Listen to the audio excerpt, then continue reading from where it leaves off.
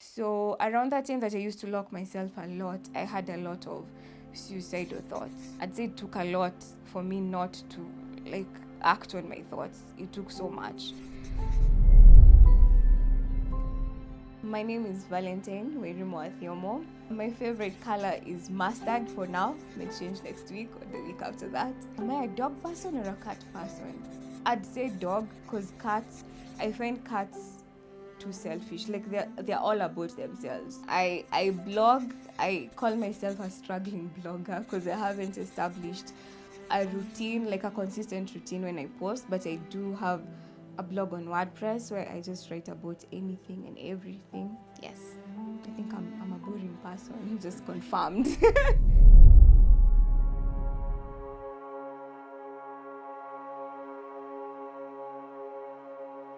I'd like to take this back to when I was young. I tell people that I grew up a very weird child and they do not understand why I say that. But I was so to myself. I liked staying all alone, just reading my books and indoors generally, not outside playing with other kids like you're supposed to when you're young. I was a chubby child. I grew up a chubby child and guys made fun of me for that so much.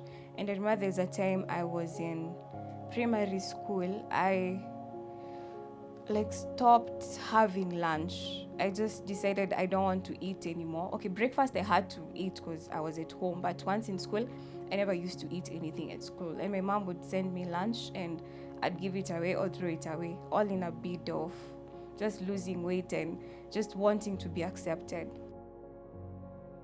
I started secluding myself from other people. So I was alone all the time. People did not want to talk to me because they thought I'm just a grumpy person, a quiet person, shy, or whatever else they call me. My parents never saw any need of being so much in my business. Like I had everything together when I was growing up, so they didn't have to worry so much about me.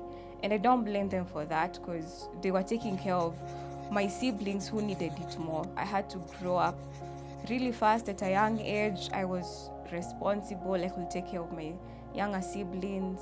Instead of being a child, I was now trying to be the adult. I noticed like every time I was around people, I would feel the emotions like they were mine.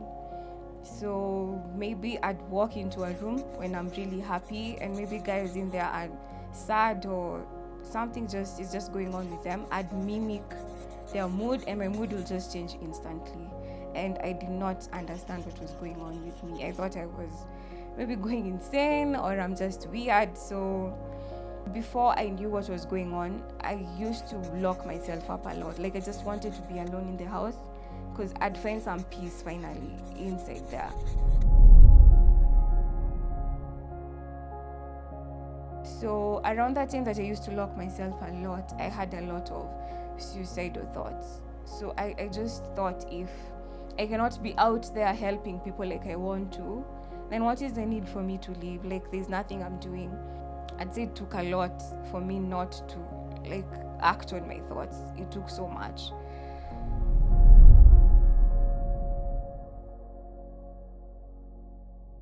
I had quit my job first of all because like the work environment, if there's a lot of pressure, if there's a lot of shouting, if there's a lot of just stimuli around me, I cannot survive in such a place. And it's hard because most of our workplaces are like that. So my first job I quit and I moved out immediately because I didn't want questions from my parents. I didn't want to have to answer why I'm doing all this because I did not understand it myself. I just wanted to be alone and figure things out. I feel like mental health is not something that we talk about openly, because if we did, then maybe my parent or a friend will have noticed that I'm struggling with something and they would have come to me to talk to me, but none of them did. They just thought I was just going through a rough patch and I'd just get over it. I'd wish that mental health was taken seriously in this country, because if it was taken seriously, then we'd have counselors who are doing these things for free, like counseling people for free, or the therapy sessions would be much affordable for the common people. because you cannot say that mental health only affects the wealthy.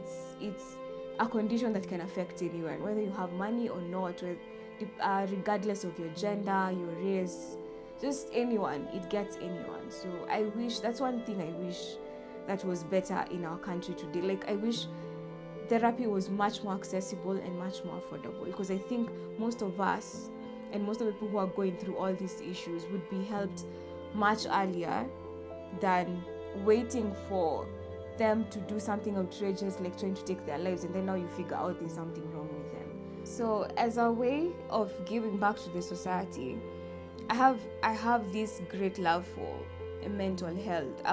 After I found out what I was going through and what people have to go through in silence, I decided that I want to be a therapist myself, a clinical psychologist to be precise, and qualified to do that for my master's, because I studied biomedical science for my undergrad. So I'm qualified to do a master's in clinical psychology. And I feel I'd be able to give much better, or I'd be able to help people much better if I dedicate my life to clinical psychology.